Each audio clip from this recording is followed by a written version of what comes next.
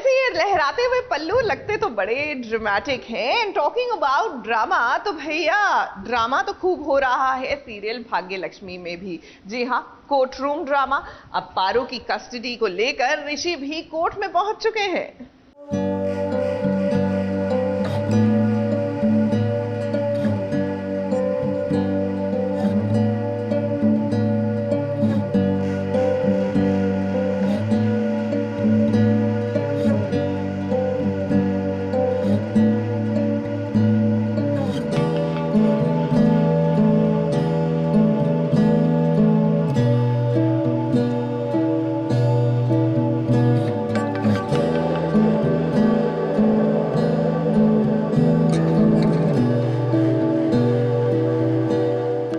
ऋषि की ये एक कोशिश है।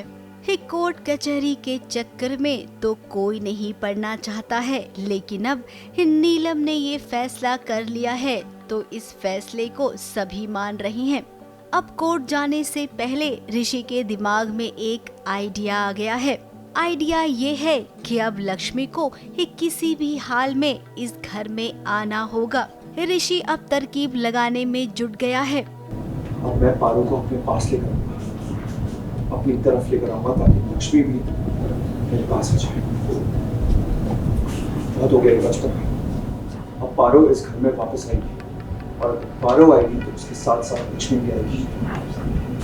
हाँ लक्ष्मी, अब इस घर में तुम आओगी पारो के साथ। पारो का मन तो वो पहले ही जीत गया है। अब उसका सबसे बड़ा एजेंडा होगा पारो को अपने और करीब लाना। और एक बार अगर पारो मान गई तो लक्ष्मी को तो पारो के पीछे पीछे घर आना ही है।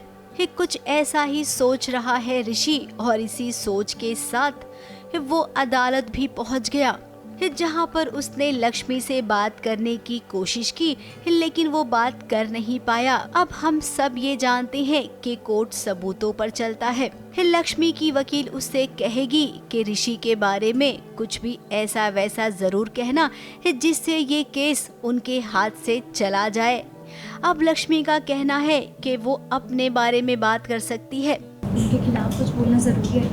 मतलब मैं अपने बारे में बात नहीं कर सकती कि मैं कैसी माँ हूँ, मैं पारो से कितना प्यार करती हूँ, मैंने उसकी कैसे परवरिश की है, ये सब। अब लक्ष्मी जब कोर्ट में केस आया है तो बात दोनों पक्षों की होगी, जहाँ अच्छी बातें भी होगी और इल्जाम भी लगेंगे।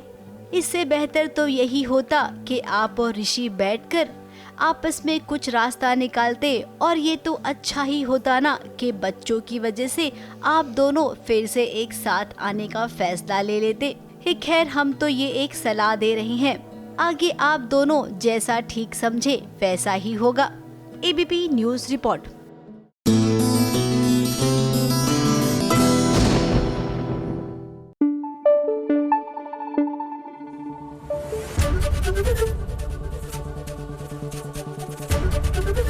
एबीपी न्यूज़ आपको रखे आगे।